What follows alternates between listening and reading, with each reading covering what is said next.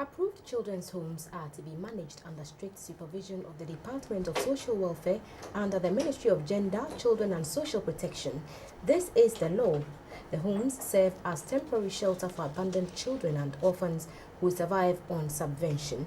We take you now to the Kumasi Children's Home, which was established to give care and protection to children in need in the Ashanti Region. Home, established about 40 years ago, has lived up to its responsibility and has taken care of hundreds of children who otherwise might have died at the early stage of their lives or ended up on the streets at the mercy of the elements. Today, taking care of children is not an easy task. Any parent or teacher will attest to this. So the home has over the years endured its fair share of trials in this quest. But despite this huge responsibility, for the 106 pupils aged between 4 and 13 who are currently in residence there, classroom and recreational centers are not enough, while feeding, clothing and other facilities to make life in the home comfortable are woefully inadequate for the inmates. The number of children admitted into the home keeps rising by the day. This is aggravated especially with the number of missing children brought in by the police, which is normally not accompanied by any ration. The supervisor of the home is Madam Victoria Asunya.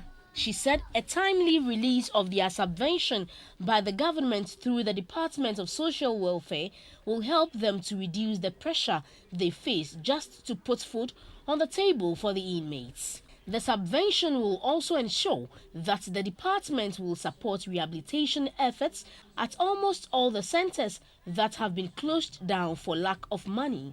Management of the Kumasi Children's Home claimed that they have not received any subvention for the past 6 months, thereby making running of the home mainly dependent on philanthropists.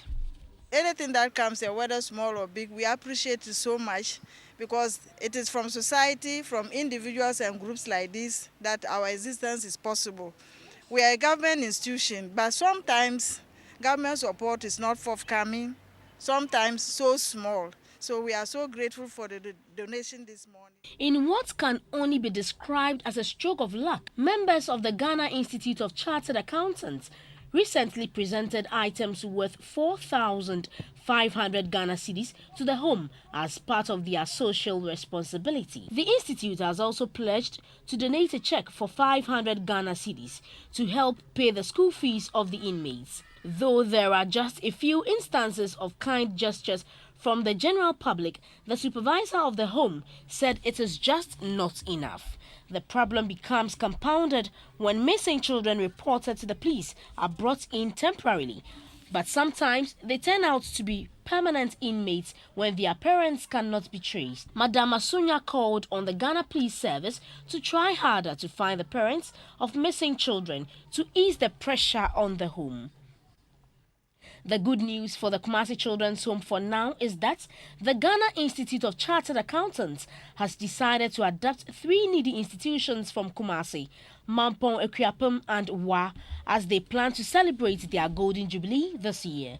The chief executive of the institute is Fred Moore.